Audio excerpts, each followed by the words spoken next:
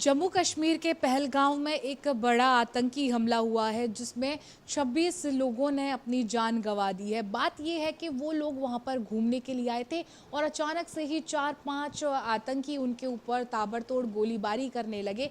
इसके बाद तमाम सुरक्षा एजेंसियों पर, आर्मी पर सवाल उठने लगे हैं कि आखिर इतना सेंसिटिव एरिया होने के बाद वहां पर सुरक्षा और सुरक्षा एजेंसियां कैसी थीं, क्यों वो काम नहीं कर रही थीं, कहाँ फेलियर हुआ है। इस पर ज़्यादा बातचीत करने के लिए हमारे साथ मौजूद हैं एसके सूद, जो कि फॉर्मर एडीजी हैं बीएसएफ के। सर, बहुत ही निंदनीय घटना हुई है। अब सभी लोग अफसोस जता रहे हैं, लेकिन सवाल सुरक्षा और सुरक्षा व्यवस्था पर उठ रहे हैं। जी बिल्कुल ठीक है। सुरक्षा व्यवस्था में बहुत भारी कमी रही है, उसी वजह से ये घटना संभव हो सकी है। पहली चीज़ तो इतनी बड़ी घटना, पूरी प्रिपरेशन और उसके बावजूद ये हो जाना इंडिकेट करता है कि इसमें इंटेलिजेंस का फेलियर है। सूचना तंत्र उसके बारे में कोई सूचना नहीं प्राप्त कर सका, जिससे कि सिक्योरिटी फोर्सेस अलर्ट रहे। दूसरी चीज़ ये है कि ये जो घटना पहली दफ़ा ऐसा देखा गया है कि टूरिस्ट के ऊपर हमला किया गया है। इससे टेररिस्ट एक मैसेज देना चाहते हैं कि हम अभी ख़त्म नहीं हुए हैं और हम आपको कभी भी कहीं पर भी स्ट्राइक कर सकते हैं। तीसरी चीज़ ये है कि काफ़ी समय से कश्मीर वैली में कोई ऐसी बड़ी घटना मिलिटेंसी की नहीं हुई थी। ज़्यादातर घटनाएं राजौरी, जम्मू इत्यादि एरिया में हो रही थी। तो सिक्योरिटी फोर्सेस का ध्यान शायद उधर ज़्यादा आकर्षित हो गया था और कश्मीर में जो उनकी तैयारी थी, अलर्टनेस लेवल थे, वो कम हो गए थे। जैसा कि रिपोर्ट्स में भी आ रहा है कि 2000 से ज़्यादा वहाँ पर टूरिस्ट थे, पर सुरक्षा की व्यवस्था कोई ख़ास नहीं थी। तो ये एक बहुत ही बड़ी केयरलेसनेस की स्थिति है, जिसमें सुरक्षा तंत्र, आप उसको सूचना तंत्र, इंटेलिजेंस एजेंसीज, सिक्योरिटी फोर्सेस, सभी का फेलियर शामिल है। और हमें ये बिल्कुल ध्यान रखना चाहिए कि हम कभी भी, जो अंग्रेज़ी में कहते हैं, we can not let our guard down ever.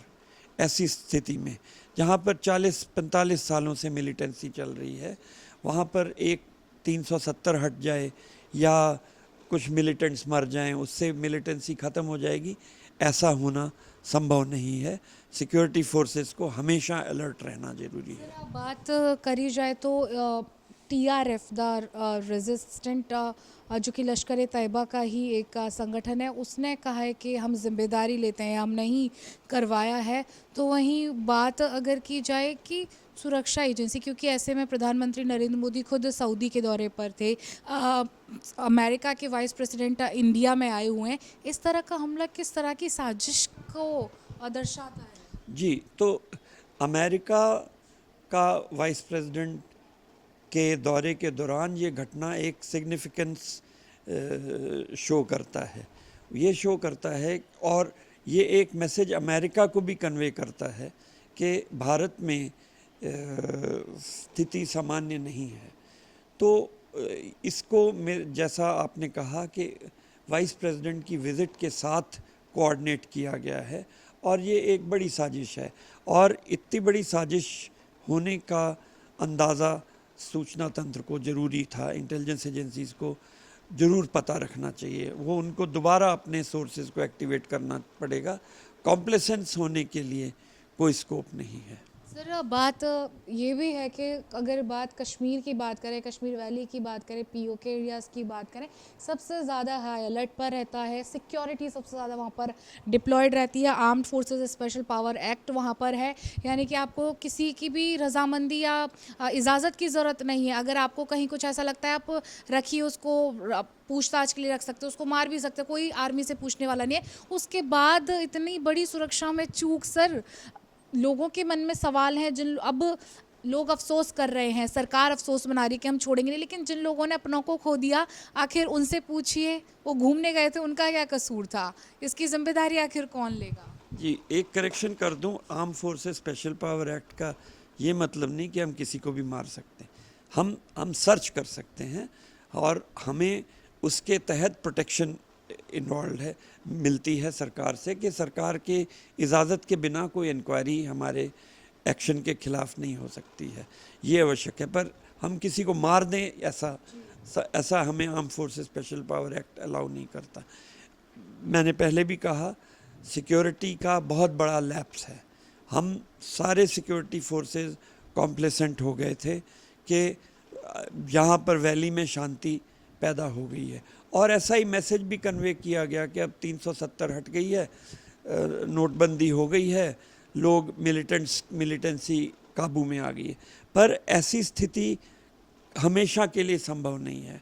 इस तरह की घटनाएं होती रहती हैं, होती रहेंगी भविष्य में भी, और इसके लिए हमें हमेशा अलर्ट रहना चाहिए, सिक्योरिटी फोर्सेस के ग्राउंड लेवल पर और पॉलिसी मेकिंग लेवल पर हमें इस चीज़ का ध्यान रखना चाहिए कि ऐसी घटनाएं समय समय पर होती रहती हैं और होती रहेंगी। सर, हमने बहुत सारे पहले भी इस तरह के अटैक्स देखे हैं, उरी आप देख लीजिए, पुलवामा देख लीजिए, उसके बाद सरकार की तरफ से कोई ना कोई स्ट्राइक की गई है। अब ऐसे में क्या स्थिति लगती है कि सरकार दोबारा कोई सर्जिकल स्ट्राइक या कुछ इस तरह का प्लान कर सकती है? देखिए, पुलवामा के हमले के बाद हमने बालाकोट पे स्ट्राइक किया। बालाकोट पे स्ट्राइक करने के तुरंत बाद उन्होंने हमारे पे स्ट्राइक किया और हमारा एक जहाज़ गिरा दिया, हमारे एक पायलट को पकड़ लिया, एक हमारा हेलीकॉप्टर भी फ्रेंडली फायर में गिर गया श्रीनगर में। तो अगर स्ट्राइक करनी है हमें ये चीज़ सोचने की ज़रूरत है कि एस्केलेशन होगा स्थिति का। पाकिस्तान भी इस चीज़ को चुप नहीं लेगा, चुप तरीके से नहीं बैठ जाएगा।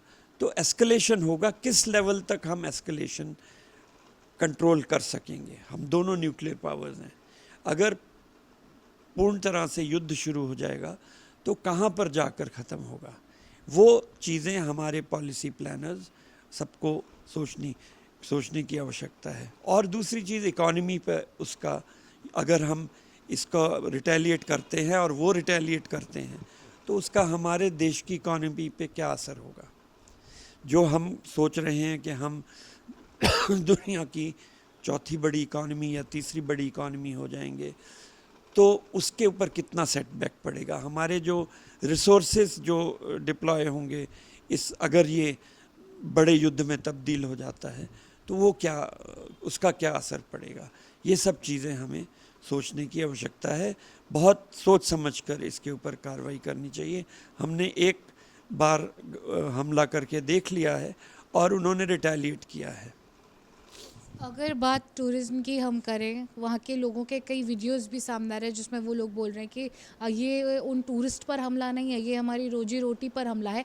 तो अब ऐसे में कश्मीर, क्योंकि 370 हटने के बाद में टूरिस्ट वहाँ पर जाना शुरू हुए थे, और अगर बात हम श्रीनगर की करें, लाल चौक की करें, जहाँ पर पहले कोई नहीं जा पाता था, लोग वहाँ पर बढ़ चढ़ करके जाने लगे थे। अब क्या कहीं ना कहीं टूरिज्म में गिरावट देखी जाएगी इसके बाद में, क्योंकि ये सीधा सीधा अटैक टूरिस्ट को बनाया गया है? जी, मैं थोड़ा सा डिफ़र करता हूँ कि 370 से पहले भी टूरिस्ट जाते थे और को ज़्यादा बढ़ावा शायद अभी मिला है।